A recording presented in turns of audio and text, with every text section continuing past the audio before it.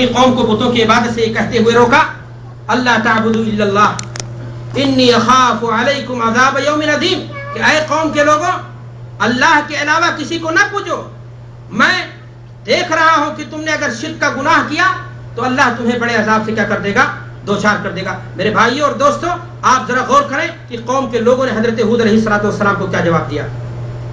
قوم نے نصیحت پر عمل نہیں کیا، سرکشی کا راستہ اپنایا، جہالت کی تاریکیوں سے نکلنا انہیں منظور نہیں تھا، جو آج کے زمانے کا جاہل اور متعصب کیا کرتا ہے۔ انہوں نے حضرت ہود علیہ السلام سے یہ بات کہہ کر ٹھکرا دی، قالوا اجئتنا لتعفکنا عن آلہتنا، تم آئے ہو تاکہ ہمارے باپ دادا جس کو پوجتے رہے ہیں اس کی پوجا سے ہم رک جائیں۔ آج بھی جب کوئی حق کی بات، دین و اسلام کی بات قرآن و سنت کی روشنی میں اپنے مسلمان قوموں اور جماعتوں کے درمیان کہہ دی جاتی ہے تو دھڑ سے یہ بات کہہ دی جاتی ہے صاحب یہ کام تو زمانے سے ہوتا چلا آ رہا ہے، لیکن اس سے پوچھو کہ دلیل کیا ہے، کہتا دلیل وغیرہ ہمیں نہیں معلوم۔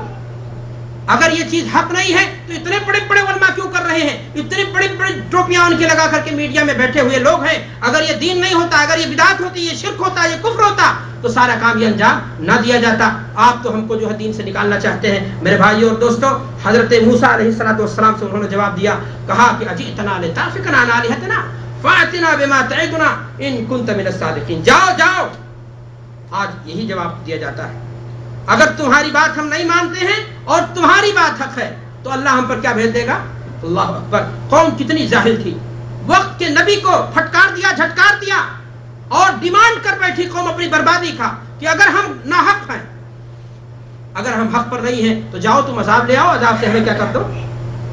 آپ ذرا سوچیں کہ کوئی قوم خود اپنی بربادی کے لیے مطالبہ کر رہی ہے کہ اگر ہم ناحق ہیں تو اللہ کے پاس سے تم عذاب لے کر آؤ اور ہمیں کیا کر دو، برباد کر دو۔ حضرت موسیٰ علیہ السلام وقت کے نبی تھے اور آپ جانتے ہیں کہ نبی اپنی امت کے لیے کتنا شفیق ہوتا ہے، کتنا مہربان ہوتا ہے۔ قوم کی جہالت اور نادانی پر وہ نہیں گئے۔ آپ لوگ سوالات جمع کر لیں اپنے پاس، بچہ بار بار ڈسٹرب کرے گا تو اچھا نہیں ہوگا۔ تو میں نے آپ سے عرض کیا میرے بھائی اور دوستوں کہ انتہائی پیار بھرا ان کا جواب تھا، انہوں نے کوئی ناراضگی نہیں دکھائی۔ حضرت ہود علیہ السلام نے اپنی قوم کے بارے میں کیا فرمایا، کہا اے میری قوم کے لوگوں انما العلم عند اللہ، بات تم نے عذاب کی ہے کہ عذاب لے آؤ، تو عذاب کا لانا، عذاب کا آنا یہ میرے بس کی چیز نہیں ہے، اس کا علم۔ یہاں بھی انہوں نے اپنی قوم کی جہالت کی تاریکیوں کو دور کرنے کی کوشش کی تاکہ قوم کو سمجھ میں بات، کہا کہ وَبَلِّغُكُمْ مَا أُرْسِلْتُ بِهِ، میں تو اللہ کی طرف سے بھیجا ہوا ایک پیغامبر ہوں، ایک رسول ہوں، اللہ نے جو دین کی بات ہمیں دی وہ تم تک پہنچانے والا میں ہوں۔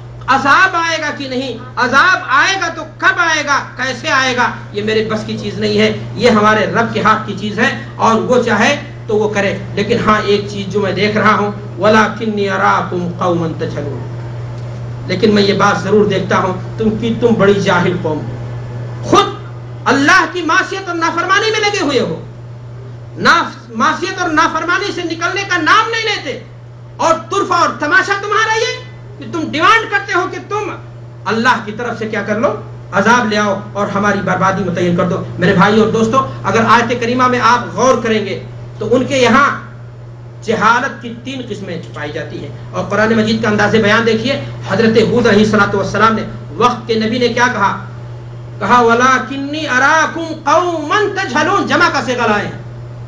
3 جہالتیں ان کے یہاں تھی، کیا کیا؟ ایک تو یہ کہ اللہ کی صحیح معرفت سے وہ لوگ واقف نہیں تھے، اگر ہوتے تو ایسا عذاب کا ڈیمانڈ نہیں کرتے۔ دوسری جہالت کیا تھی؟ اس بات کی کہ انسان اشرف المخلوقات ہے، اس کی پیشانی اس لیے نہیں بنائی گئی ہے کہ کسی غیر اللہ کے سامنے وہ پیشانی، اپنے سے کم تر کے سامنے وہ پیشانی ٹیکے۔ اس بات سے وہ لوگ کیا تھے؟ جاہل تھے۔ اس بات سے بھی جاہل تھے میرے بھائیوں اور دوستوں کہ ایک انسان اللہ کے سامنے پیشانی ٹکانے کے لیے بنایا گیا ہے، دوسرے کے سامنے ٹکانے کے لیے نہیں بنایا گیا ہے۔ نفع اور ضرر کا مالک کون ہے؟ اللہ تبارک و تعالیٰ ہے، کوئی اور نہیں جو کسی بیمار کو شفا دے دے۔ میرے بھائیوں اور دوستوں، میں نے آپ سے عرض کیا کہ جہالت یہ کفر و شرک کا مصدر ہے۔ دوسری بات میں آپ کو بتانا چاہتا ہوں کہ جہالت یہ بدعات و خرافات کے پھیلنے میں بھی جہالت کا ایک بہت بڑا کردار ہے۔ آج جو معاشرے اور سماج کے اندر بدعتیں پنپ رہی ہیں، اگر آپ غور کریں گے تو جہالت اس میں بڑھ چڑھ کر کے اس کا ہاتھ ہے۔ لوگ گر پڑھ کر کے کسی نہ کسی مدرسے سے ڈگری لے لیتے ہیں. کہنے کو ڈگری عالم کی ہوتی ہے، فاضل کی ہوتی ہے، لیکن ان کو اگر آپ گہرائی کے ساتھ دیکھیں تو یہ تک پتہ نہیں ہوتا کہ حدیث میں ایک قسم صحیح بھی ہوتی ہے، ایک قسم کیا ہوتی ہے، ضعیف ہوتی ہے. ان کو یہ تک پتہ نہیں ہوتا کہ جس حدیث کو وہ سماج کے سامنے گلے پھاڑ کر کے چیخ کر کے دلیل کے طور پر پیش کر رہے ہیں اپنی بدعت کے ثبوت کے لیے، وہ حدیث گڑھی ہوئی ہے اللہ کی طرف، اللہ کے رسول کی طرف اس کی نسبت بھی درست ہے نہیں ہے. اور بس معاشرے میں اپنا قد اونچا کرنا ہے، ٹوپیاں اونچی لگا لی، سرما لگا لیا اور شیروانیاں پہن لی گئی اور بڑی بڑی لچھے دار تقریریں کی گئی، اور نتیجہ کیا ہوا؟ خود تو ہلاک ہی تھے، دوسروں کی بھی بربادی کا سامان بن گئے. جاہل خود برباد ہوتا ہے، اپنے آپ کو نقصان پہنچاتا ہے، اور دوسروں کے نقصان کا کیا بنتا ہے؟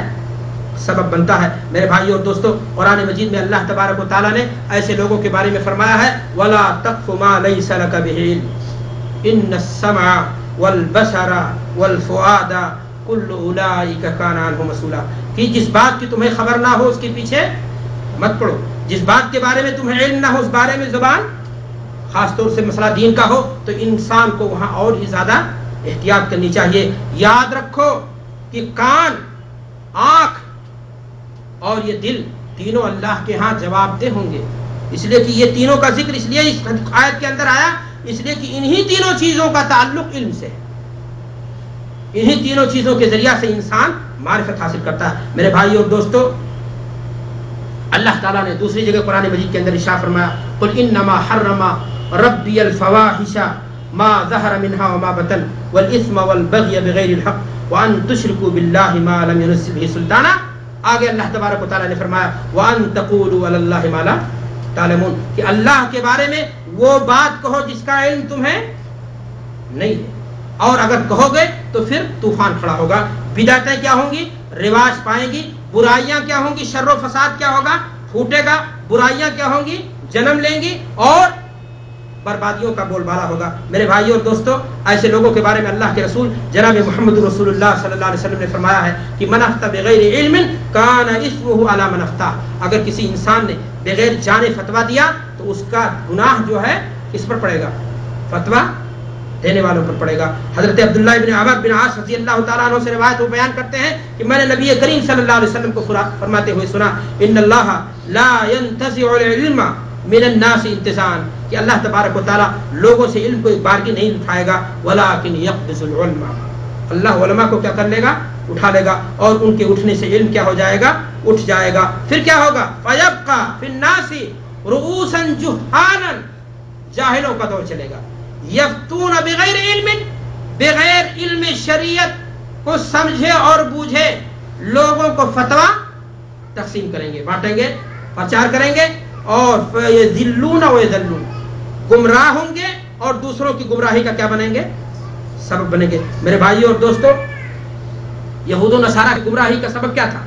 آپ غور کریں تو آپ کو پتہ چلے گا کہ ان کی گمراہی کا سبب بھی جہالت تھی. قرآن مجید میں اللہ تبارک و تعالیٰ ارشاد فرماتا ہے وَرَهْبَانِيَّةً ابْتَدَعُوهَا مَا كَتَبْنَاهَا عَلَيْهِمَا إِلَّا ابْتِغَاءَ رِضْوَانِ اللَّهِ فَمَا رَعَوْهَا حَقَّ رِعَایَتِهَا، کہ لوگوں نے رہبانیت کو اپنایا جبکہ اللہ نے یہ چیز ان پر لاگو نہیں کی تھی. انہوں نے اللہ کا حق ادا نہیں کیا اور انہوں نے یہ چیز بلا کسی سمجھے بوجھے ایسا کام کر ڈالا. قرآن مجید میں اللہ تبارک و تعالیٰ نے ان لوگوں کے بارے میں فرمایا مثل الذین حملوا التوراۃ ثم لم يحملوها كمثل الحمار يحمل اسفارا، کہ ان لوگوں کی مثال جن کے بیچ ہم نے تورات جیسی آسمانی کتاب بھیجی لیکن نہ تو انہوں نے اس کو سمجھا نہ اس کے مطابق انہوں نے عمل کیا، جہالت کی وادیوں میں بھٹکتے رہے. ان کی مثال اللہ تبارک و تعالیٰ نے فرمائی کہ وہ گدھے ہیں. انسانوں جانوروں میں جو خسیس جانور ہے، جو انتہائی جاہل مانا جاتا ہے، گنوار مانا جاتا ہے. جانور تو ویسے علم میں نے آپ سے بتایا علم کا اطلاق اس پر ہوگا ہی نہیں، لیکن جانوروں میں بھی ایک تھوڑا سا سمجھدار ہوتا ہے، لیکن گدھا کیا ہوتا ہے؟ انتہائی غبی جانور ہوتا ہے. اس کے بارے میں کہا گیا کہ جنہوں نے اللہ کی کتاب کو سمجھنے کی کوشش نہیں کی، اس کو نہ تو سمجھا نہ تو اپنی عملی زندگی میں بسایا، ان کی مثال کیسی ہے؟ گدھوں جیسی ہے. میرے بھائیو اور دوستو، آپ کے سامنے میں نے کہا کہ جہالت کی بنیاد پر کیا چیز جنم لیتی ہے؟ کفر و شرک جنم لیتا ہے. دوسری چیز میں نے کیا بتائی کہ جہالت کی بنیاد پر کیا چیز جنم لیتی ہے؟ بدعتیں رواج پاتی ہیں۔ تیسری بات میں آپ کو بتانا چاہتا ہوں کہ دین سے ناواقفیت ہی کی وجہ سے، جہالت کی وجہ ہی سے غلو پیدا ہوتا ہے، اور غلو کی تعصب کی بہت ساری شکلیں ہو سکتی ہیں۔ ایک شکل تو یہ ہے کہ انسان مقاصد شریعت کے فہم حاصل اسے نہ ہو۔ دین میں میرے بھائیوں تنگی نہیں ہے۔ اللہ تعالیٰ فرماتا ہے قرآن مجید کے اندر یرید اللہ بکم اليسر ولا یرید بکم العسر۔ اللہ تعالیٰ تمہارے ساتھ آسانی چاہتا ہے، تمہارے ساتھ سختی کو نہیں چاہتا ہے۔ ایک جگہ اور اللہ تعالیٰ فرماتا ہے ما جعل علیکم فی الدین من حرج، اللہ تعالیٰ نے دین کے سلسلے میں تمہارے اوپر سختی نہیں برتی ہے۔ اب آپ سختی کی مثال دیکھیے، انسان مقصد شریعت کو نہ سمجھے۔ ایک انسان آئے اور کسی طالب علم سے جو ابھی تعلیم مکمل کر رہا ہے کہے کہ چلو چلہ میں نکلتے ہیں۔ چلہ میں نکلو، اس سے کیا ملے گا؟ علم سیکھنے سے کیا ملے گا؟ اللہ کے دین کی طرف نکلو، اللہ کے دین میں نکلو اور محنت کرو، فائدہ ہوگا۔ میرے بھائی اور دوستو، جو ایک طالب علم دین سیکھ کر کے ہزاروں کی ہدایت کا سبب بنتا، آپ نے اپنی تعصب کی بنیاد پر اس کو اپنے مقصد شریعت کو نہ سمجھنے کے ناطے، ایک مقصد جو تھا اس کو نہ سمجھنے کے ناطے آپ نے اس کو وہاں سے نکال کر کے دوسری چیز میں لگا دیا۔ ایک انسان دکان کھول کر کے بیٹھا ہے، وہ اگر دکان کھول کر کے دکان کو چلاتا رہے تو اپنے ایک گھر کو پال رہا ہے، اور اسی میں سے کچھ پیسہ بچا کر کے اللہ کے راستے میں بھی کیا کرتا ہے؟ وہ خرچہ کرتا ہے، جس سے دعوت کا کام بھی بآسانی، اس لیے کہ دعوت کا کام بھی میرے بھائیوں